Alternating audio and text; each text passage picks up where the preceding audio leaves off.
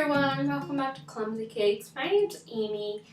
So I've not made a cheesecake in a few weeks, and honestly, I really miss it. So we're going to be making a cheesecake today, and because Cinco De Mayo is coming up, and because my Bailey's cheesecake for St. Patty's Day went over so well, I checked the cards to see that recipe. It was so good. It probably is one of my favorite cheesecakes that I've ever made. It was so good. So today we're going to be making a margarita cheesecake. So what I've already done is I've prepared my pan and baked my crust. It was just a simple regular graham cracker crust. So I baked that, put that together, grinded the crumbs up in a food processor, put in the melted butter, whizzed that around until I got a wet sand texture, and then I put it in a 350-degree oven for 10 minutes or until golden brown, and that is just sitting aside and cooling. And once it's not totally cool, but warm, I'm gonna stick it in the freezer before I put my cheesecake in there and bake it, because frozen crust makes it so that the crust doesn't flake everywhere when you go to slice it. We're going to start by creaming up our cream cheese, and part of this cream cheese is the homemade cream cheese that I made on a video last week. I will link that up in the cards so you can see that.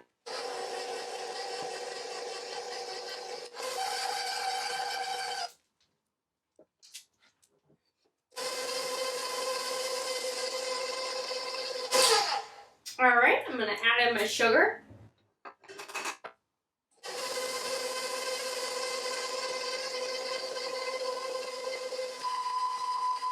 I think I did forget to mention this, but because of COVID-19, a lot of people are experiencing an egg shortage. Again, I really want to make things that are accessible to everyone.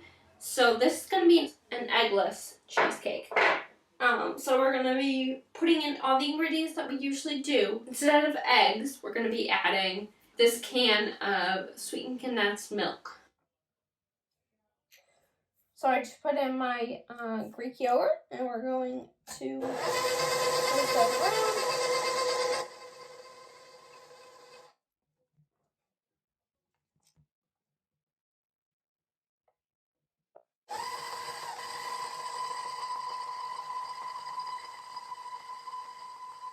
So we're going to put in half a can of our sweetened condensed milk, so it's 4 ounces.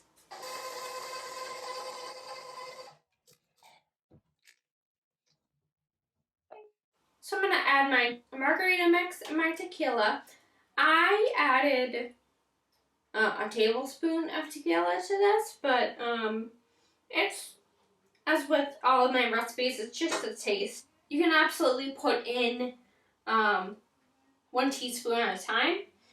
If you think that's good, you can put less. If you want to put more after you put in that teaspoon, put more. If you want to put more even after I put the tablespoon, you can put more. Or less. It really is up to you. And that is good to me. So I'm going to knock this beater, give one more scrape, and then give it just one more mix.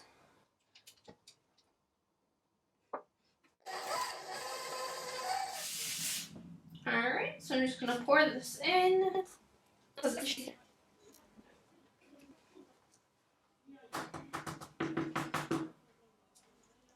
This cheesecake is also on the thicker side, so that might make it take longer as well.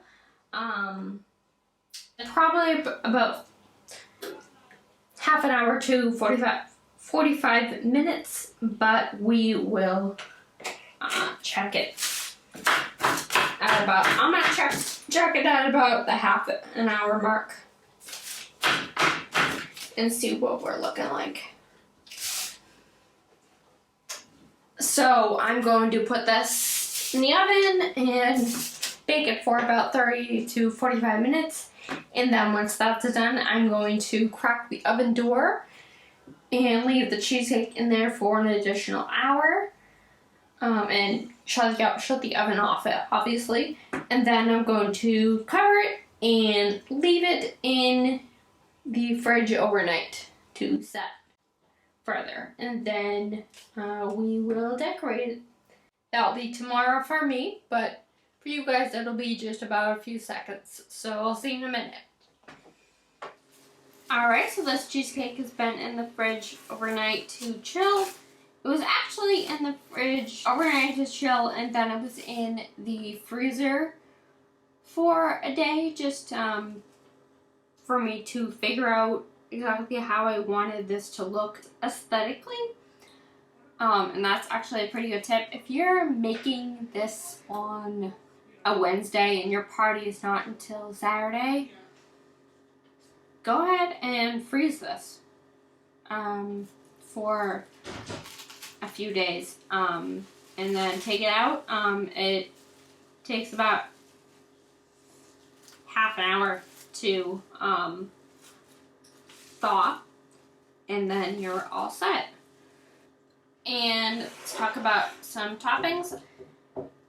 What I have here is some sugar, some lime zest, and some tequila. I only put about maybe 1/4 of a teaspoon of tequila in here, just enough to kind of moisten it up a little bit, make it look like snow. If you're from a warmer climate and you don't know what snow looks like, first of all, take me with you. And second of all, I don't know, Google it. But that is not a terrible problem to have, let me tell you. And that is to simulate the salt on the rim of every margarita. And I just didn't want to do salt because that's kind of icky for a cheesecake. And luckily, sugar looks the same. So we have that. I have some stabilized whipped cream, and I do have a recipe on my channel for how to make stabilized whipped cream. The only difference between this one and the one that you'll see in the video is that this one has 2 teaspoons of tequila. So it was 1 cup of heavy cream, 2 teaspoons of tequila in there to start before I whipped it up. And then the process is the same as in that video. So go check that out if you need to see how that goes. I also have, so I have a lime cut up here in halves, like half coins, and I'll show you how I'm going to use that in a second. But let's get this unmolded.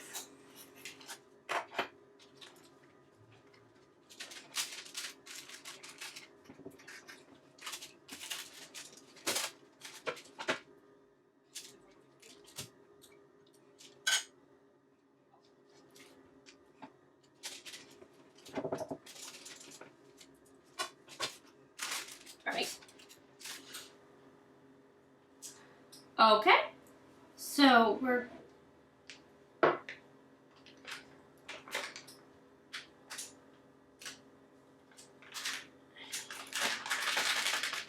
actually getting ahead of myself here. First, we're going to do the salt around the rim. Just want to do this really carefully.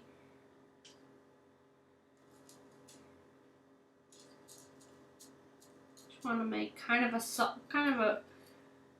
border with the sugar.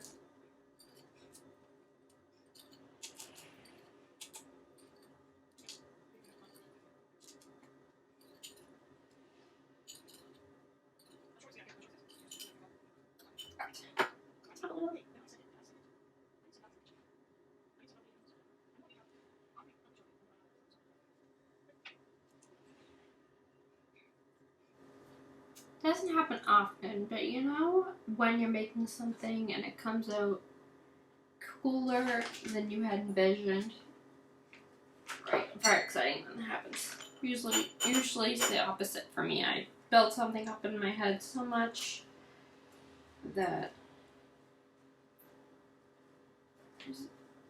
I can't actually execute it. So.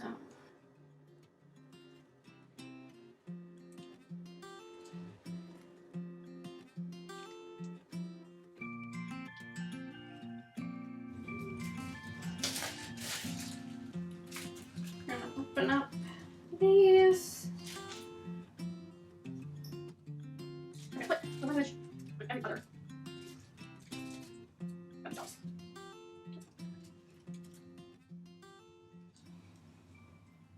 That is our margarita cheesecake.